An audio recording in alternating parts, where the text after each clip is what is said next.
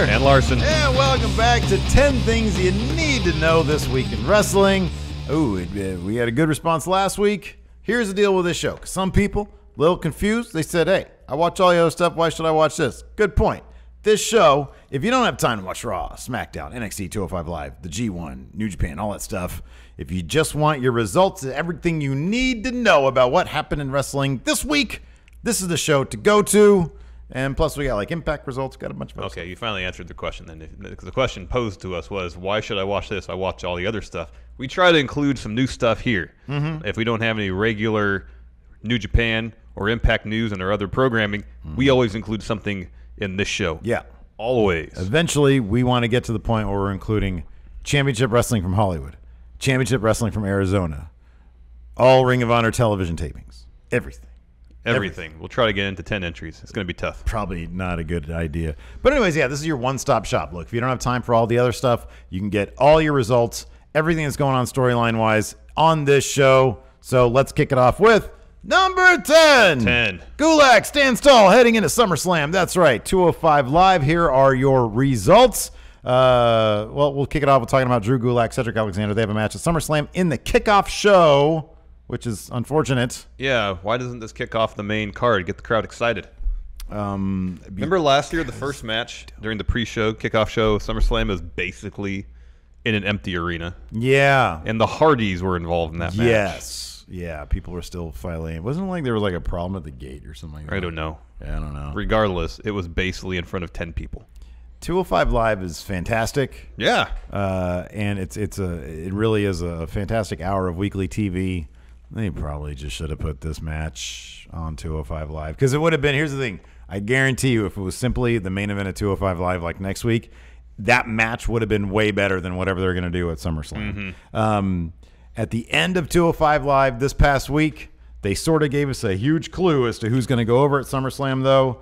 Drew Gulak attacked Cedric Alexander after his match with Jack Gallagher and put him in the Gulak, stood tall, held that title. That almost guarantees Drew Gulak's not going to win at SummerSlam. Sad for me. That was my prediction. Hopefully it still happens. Yeah, I like Drew bummer Gulak for a Steve. lot. I like Drew, too. I like Cedric more. So, you know, bummer for you, Steve, but good for me because I pick Cedric. Match hasn't happened yet. Hasn't yet. I kind of feel like they determined this one already. Oh, a long time ago. A while ago. Long time ago. Anyways, the rest of your 205 Live results. Lio Rush defeated Kira Tozawa via second match. Yeah, final hour. Yeah. So that's 2-0. Lio Rush is over Akira Tozawa. He is undefeated since coming to 205 Live. He came to collect wins. Yep. Next, in a backstage segment, Drake Maverick ruled out Mustafa Ali from action for the foreseeable future because Mustafa is dealing with exhaustion. And based on the picture he put on Twitter, he's battling exhaustion by eating a ton of sweets. Good idea. He also dropped another one. We haven't watched it yet, but he dropped another one of those great sort of very dramatic promos. Yes. It's like 2.5 minutes long, I think. It's on his social media, on his Instagram, and is on his Twitter. Yeah. So check that out.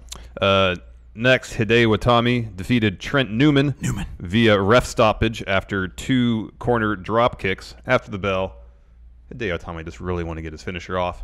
Trent Newman, Tracer X, ate his finisher. Yeah. No, Trent Newman is not a new member of 205. He's a local enhancement talent. Yes, Tracer X. Jobber. Also, another backstage segment. Drake Maverick told the Body Guys, Tony Nese, Buddy Murphy, they'll be facing Lucha House Party in a tornado tag match next week. That should be phenomenal. That's going to be really good. And then finally, the main event, Cedric Alexander defeated Jack Gallagher with a Spanish fly kind of out of nowhere. Kind of, yeah. It was like a kind of a pop-up-ish. Jack Gallagher was whipped off the ropes, came into him, Spanish fly. Spanish fly, 1, 2, 3. Good match, though. Really fun match. They gave it a lot of time. It's one of Jack Gallagher's better matches on 205 Live. Yeah, absolutely. Probably the best one he's had since the tournament earlier this year. For sure. Number 9. Here are your Impact results from Thursday. Yeah, this was a fun episode of Impact. In other words, this is where the segment Steve gets to shine. Love me some Impact. I actually watched about 3/4 of Impact this week. I missed the only thing I actually missed was Ali versus Su Yung. So the Impact kicked off with Ray Phoenix versus Sami Callihan. And holy crap, this was a fun match, man. This was so much fun. Phoenix is great. You know what I like too is that they're not shying away from showing the entire audience. Granted, there was like maybe 200 people in attendance for this, maybe 300.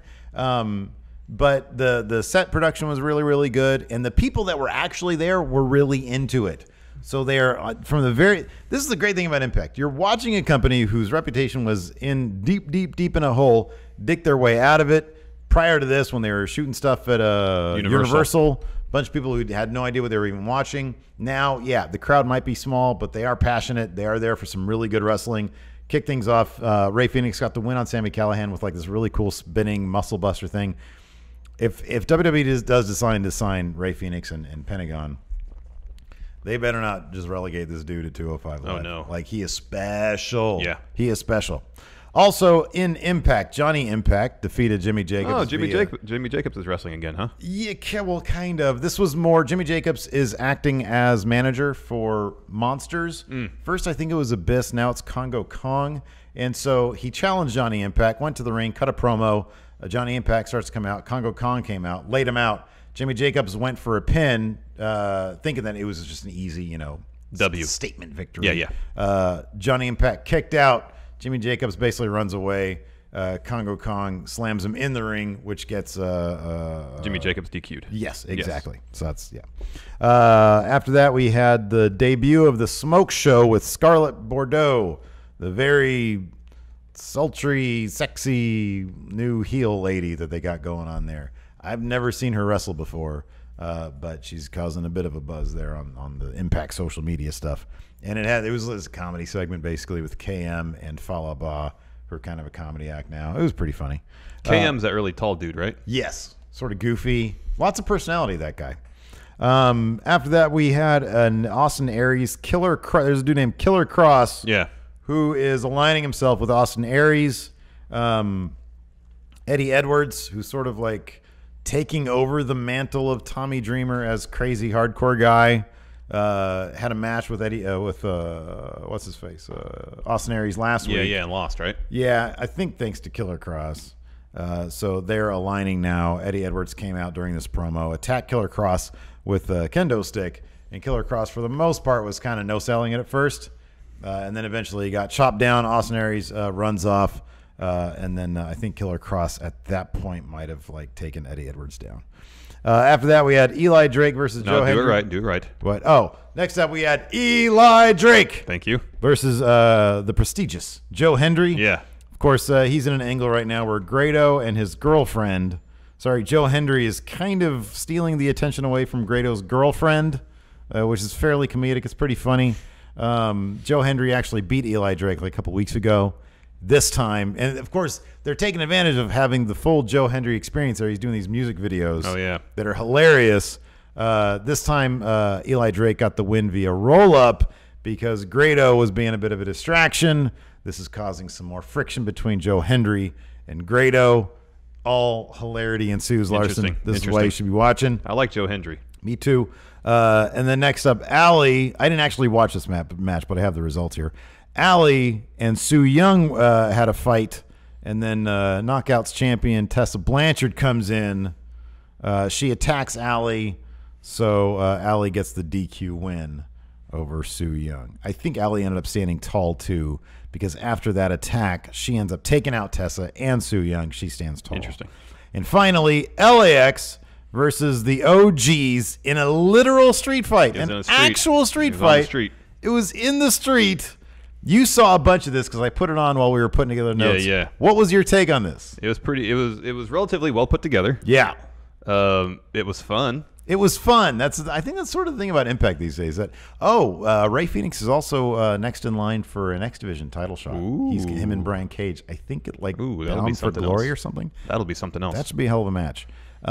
So LAX went over, got their tag titles, so they won in a literal street fight. And in the end, they did this great thing where King, Eddie Kingston, I think his name is, who's the leader of the OGs, the manager guy, started yelling at Conan, saying, "You're not tough enough. You're just a soft." Said 15 years ago, you would have split my head open. Yeah. And now you're just a broken old man. I think he called him a biatch and said, "You'll never do it." And he gets down on his knees. Conan takes Most of the weapons were like sort of prison weapons. Homemade, because there was like a fork with like tape for a handle, which was going to be threatened to use as a shank. So that was really cool. And then there was a great there was a sock with something in it. It's sort of like an American Me-esque scene. How do you feel? Because there was a sock with something in it. Probably another sock. I feel like it was probably another sock. Yeah. I guess the idea it had like a bunch of quarters or something in it. Something like that, or like some rocks maybe. I don't know. But it bounced off people like it was a sock. In any event, they should have added some sound effects. I would, yeah.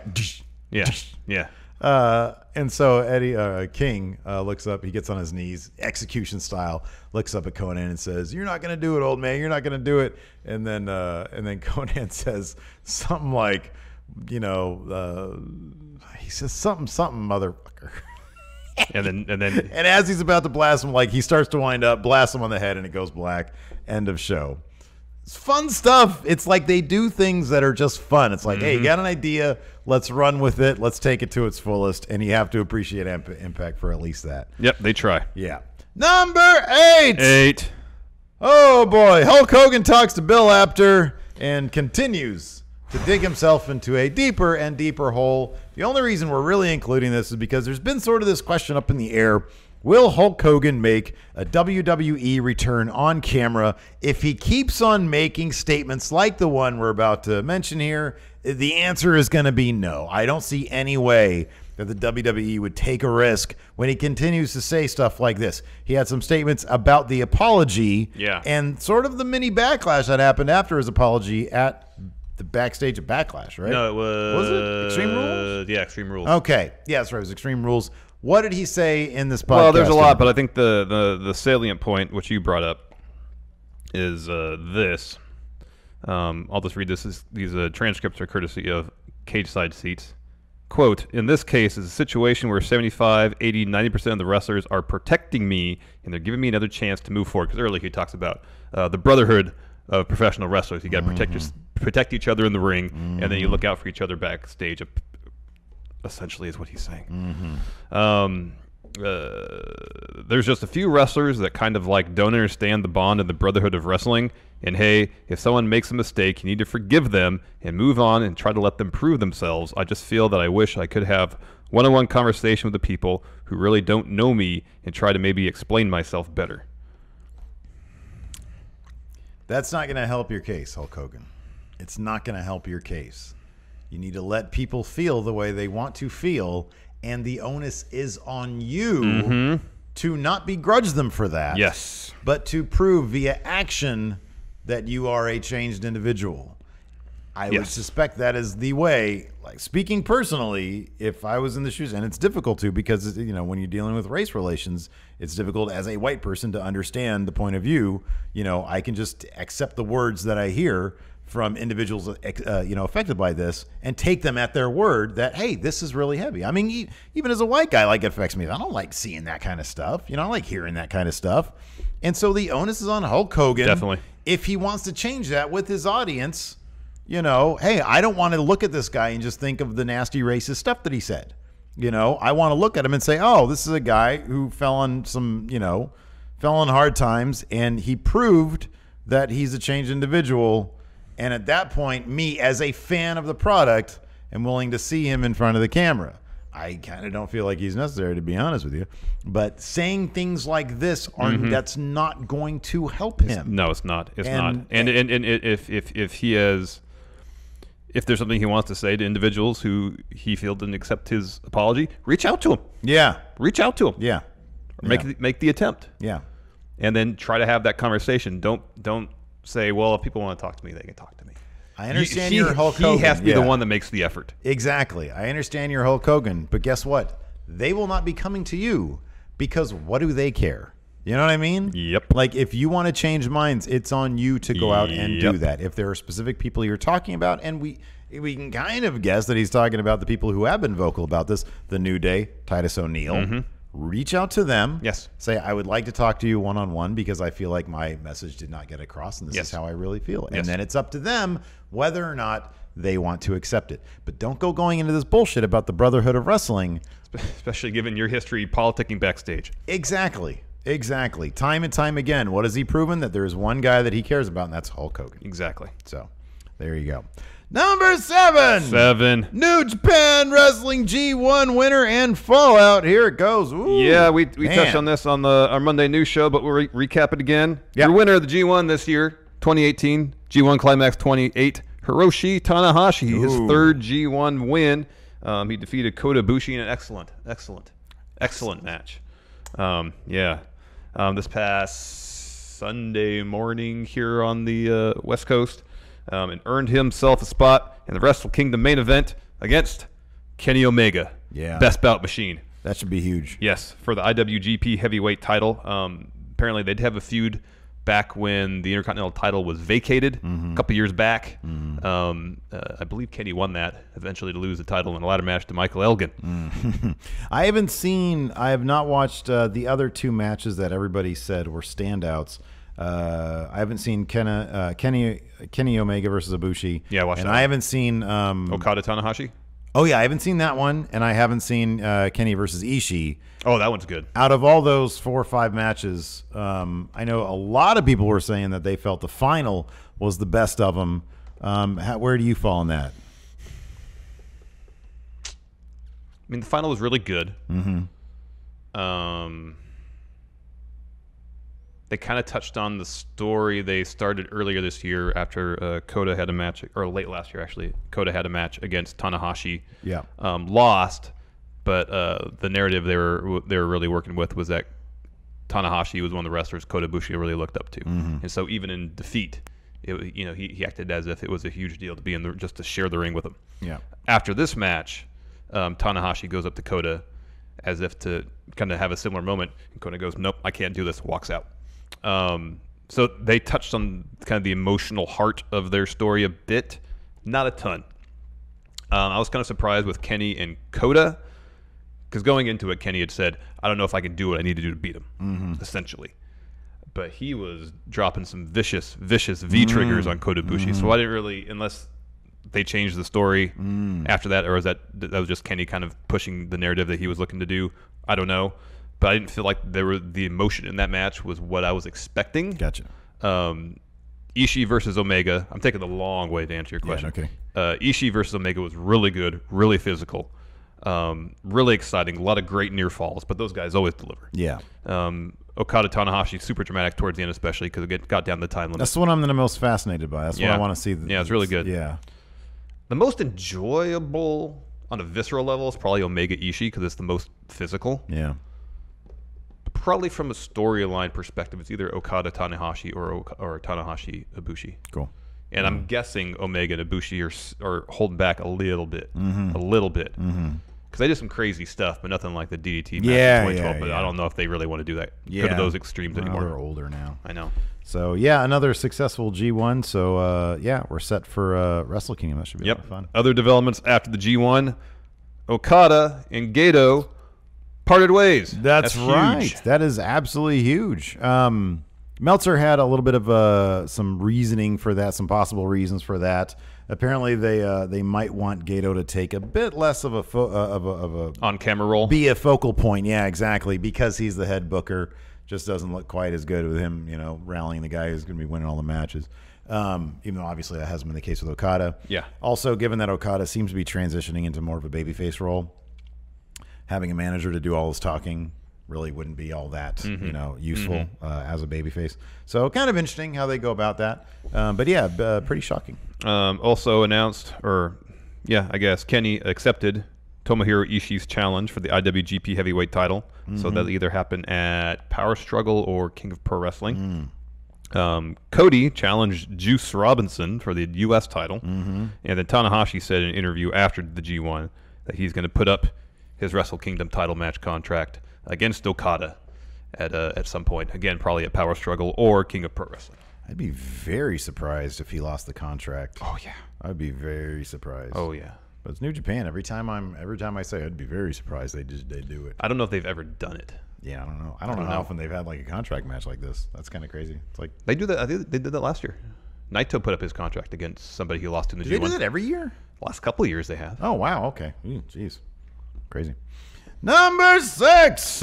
Kairi Sane gets intense. Here's your NXT results and TakeOver preview. That's right. Saturday we've got a TakeOver Brooklyn 4. Ooh, it should be good. Yeah. This is the best Kairi Sane we've seen in NXT thus far. So she had a match against Aaliyah on the Go Home episode of NXT prior to TakeOver this past Wednesday, and Shayna Baszler was out there doing commentary. And yes, as you said, Kairi Sane was basically using Aaliyah as a rag doll to make an example of, and literally looking at and pointing at Shayna Baszler as she made Aaliyah tap out after dropping 3 insane elbows, not going for a pin on the first 2, going for a pin on the third one, but pulling her back up on 2, and then making her tap out.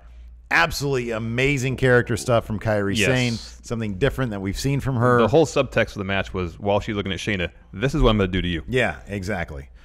Which was absolutely fantastic. This could be a show-stealing match. Yeah. Because I don't think anybody's really expecting them to outshine. You got Adam Cole, Ricochet. You got Mustache Mountain versus Undisputed Era. You got Gargano Ciampa 3. Exactly. But this could be a show stealer. Other matches on NXT this week: Street Profits beat the Mighty with a roll-up. A roll-up. For Montez Ford onto Shane Thorne, I believe. Yeah. With a handful of tights. And then EC3 and Velveteen Dream had a promo off, which saw them actually throw hands.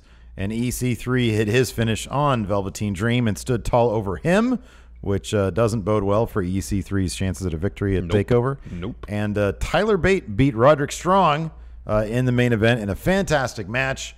Again, Tyler Bate getting that win because chances are Mustache Mountain will not be going I home. don't foresee them winning at with TakeOver. those tag Speaking of titles. TakeOver, let's do a quick preview. Show starts Saturday, 7 Eastern, 4 Pacific.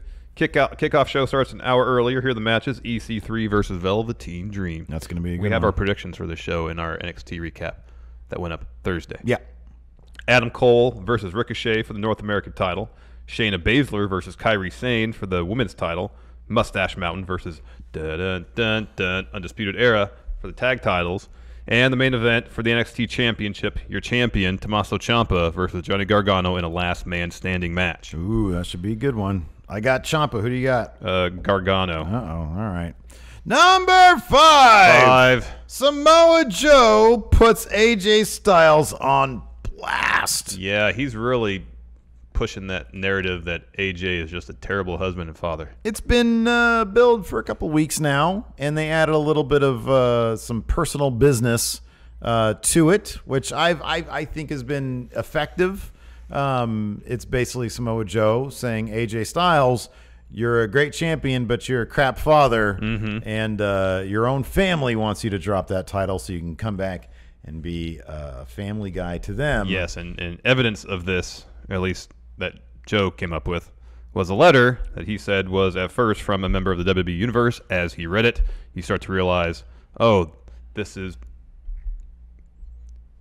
allegedly, because the veracity of this letter is yet to be stated as true or not, although I'm sure it's in Samoa Joe's handwriting. Yeah, that's one thing we didn't talk about too much is, so kayfabe, Samoa Joe just sat down and wrote a letter in the voice of Wendy Styles. Yeah, no. Yeah, there's a lot of layers of kayfabe to that letter. So as he starts to read the letter, it dawns on us as viewers that he's reading a letter not from, anonymous, just some WWE fan. Universe member, but someone close to AJ. Right. And then in conclusion, we find out that is, again, purportedly from AJ Styles' wife, Wendy Styles. Yes. His name's not really AJ Does Styles. Samoa Joe know that It's kayfabe, man. Alan Jones Yeah. is the real name? So her name probably is Wendy Jones. If his wife's even named Wendy. Although he said Wendy in his promo, too. Wendy. So yeah. This should be, look, man, SmackDown has any number of really fantastic matches on the docket for SummerSlam. We've got, of course, The Miz and Daniel Bryan. We'll talk about them in a second. And Samoa Joe versus AJ Styles. These both could be matches of the night. If they gave them the time and leeway to do what they want to, either of these matches could be match of the year candidates. Yep. But it's WWE, so who knows? Well, hey, look, AJ and Cena had Match of the Year candidate a couple years ago at SummerSlam. True. That was fantastic. So it could be the case. I'm looking forward to it. Same here. Number 4. 4. Daniel Bryan staying in WWE. Confirmed? Seems like maybe, probably. He was on Sam Roberts' podcast and had this to say about his contract status. Quote, I have not re-signed yet, but it could happen as soon as the end of this week, and it might be a couple more weeks or whatever it is. I think at this point, it's 90%. I would say it's likely I will sign with WWE. He said you kind of ran through. He said it's 90 plus. Oh, sorry. Percent plus. Plus. So 91 or above. Yeah, no, I get the plus. I know what plus means, man. So, well, they might not. Oh, sorry. So that's exciting stuff. Other SmackDown results. Becky Lynch and Charlotte tagged and won over Sonya Deville and Mandy Rose. That was very loud. Sorry. The Bludgeon Brothers destroys the triple threat. No, not the team of Shane Douglas, Dean Malenko, Chris Benoit. Or Shane Douglas, Bam Bam Bigelow, and Chris Candido. This was local enhancement talent dubbed the triple threat. Yes. The New Day beat Sanity. Killian Dane debuted a new singlet, which he claims was his idea, but the internet broke over it. Andrade Almas beat Aiden English in a very fast match. Yes. Jeff Hardy beat Shelton Benjamin. And then Randy Orton was lurking in the shadows. Yes. And then, we had the AJ Styles and Samoa Joe promos for the go-home to SummerSlam. So, another fairly entertaining episode of SmackDown. Yeah. It was breezy. It was fun. It was entertaining. There was a 3-part video series highlighting the entire 8-year that was really good story arc that's been going on between Daniel Bryan and The Miz. That was pretty darn effective. All in all, a fun, entertaining episode of SmackDown Live television. Yeah, that was good stuff. Number 3. Heyman swerves Reigns. Well, we got our answer from last week as far as the Paul Heyman interview where he said Roman Reigns can't beat Brock Lesnar unless, well, we got that answered. It was unless I managed Roman Reigns, and then as Roman Reigns was considering it, Paul Heyman emptied a can of pepper spray or mace. Or mace right in his face, in his eyes. Yeah. And that brought sort of a thinner-looking Brock Lesnar out. Yeah, he's definitely in fight camp. Yeah. Definitely. And he dropped Roman Reigns with an F5. With some strikes. Left, came back in, F5, crowd chanted one more. Yeah, they weren't really booing that. Heyman's performance was great. Roman's performance was really good. Raymond Reigns. Especially when Heyman quoted something that he said Reigns' dad said to him, and said it in Samoan. Yeah, we still never figured out what it was. It's not sure what he said. Yeah. But obviously it struck Roman enough that he considered Heyman's offer. Mm-hmm. I still kind of feel like they did this a week too early. Yeah. They should have ended it, Roman holding that letter of agreement, whatever it was, considering it.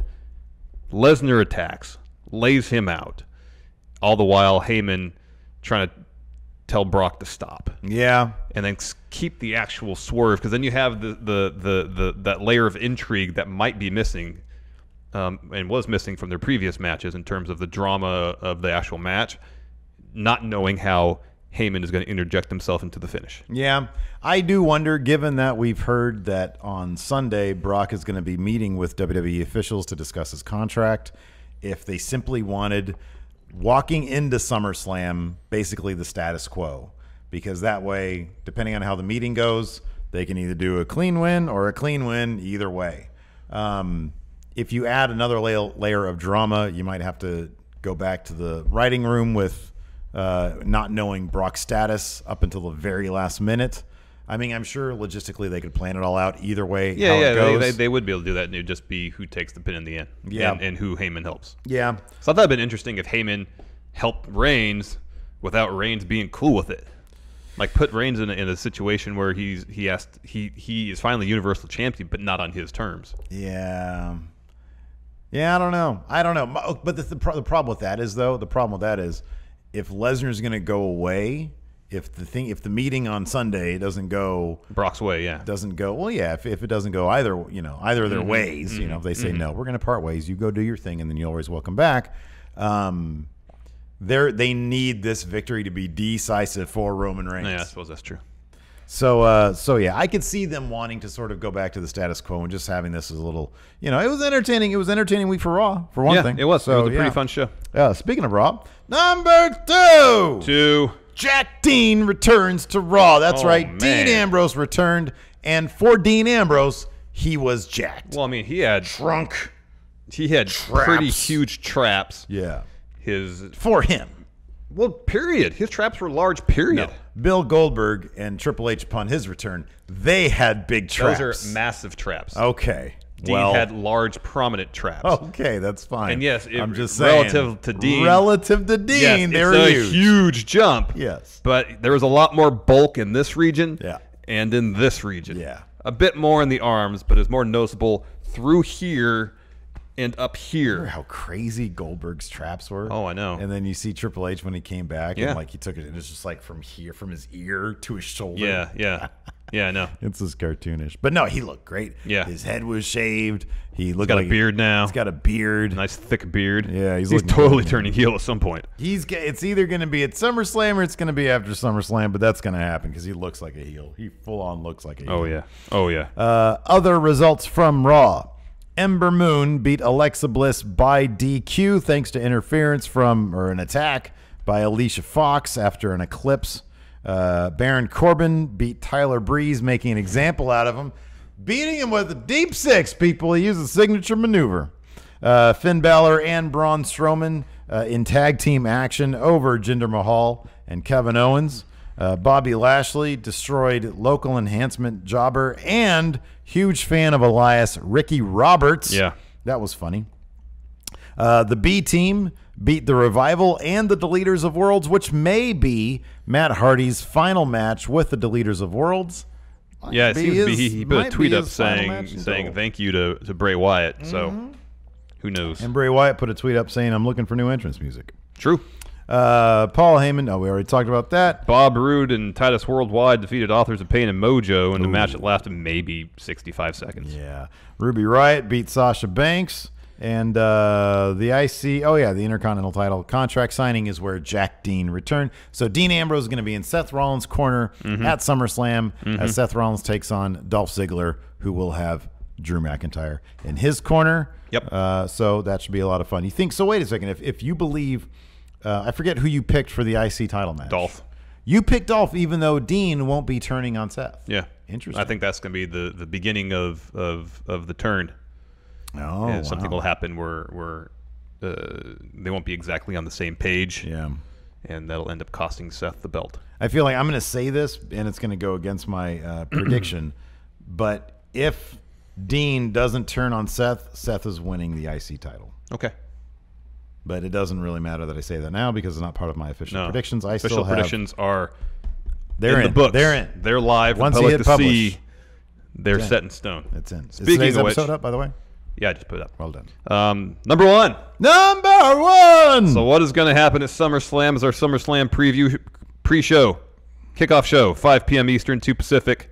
Main card starts at 7 Eastern, 4 Pacific. Expect probably about a 5-hour show, 2-hour pre-show. It's going to be a long day of wrestling. And you can join us. We will be live streaming our reactions from the back room. We got a brand new backdrop. It's tropical. It's great. And, it should be a lot of fun. So join us here for that. Our predictions video is up right now, so you can join in that discussion as well. And like we mentioned earlier, Brock and the WWE will be meeting before the show. Well, this is from Barn Burner Fired Up podcast. They mentioned this bit of information. All right. Will that affect the outcome? I think definitely it's gonna be either Reigns or it's gonna be Lesnar. The only question I think at that point is if Lesnar beats Reigns, if things get settled between WWE and Brock Lesnar and everybody's happy with everything and they say, hey, going to the UFC with that Universal title, if they do that, will the victory over Reigns be a clean one? No. Really? No, I think they got to protect Roman. More pepper spray. Something like that. Something like that. Something like that. Like an exploding flash bulb. Maybe. Yeah. Some flash paper. There you go. Get some fire involved. Perfect. Anyways, that's been This Week in Wrestling. Or 10 things you need to know about whatever. Until next time, we'll talk to you guys later. Goodbye.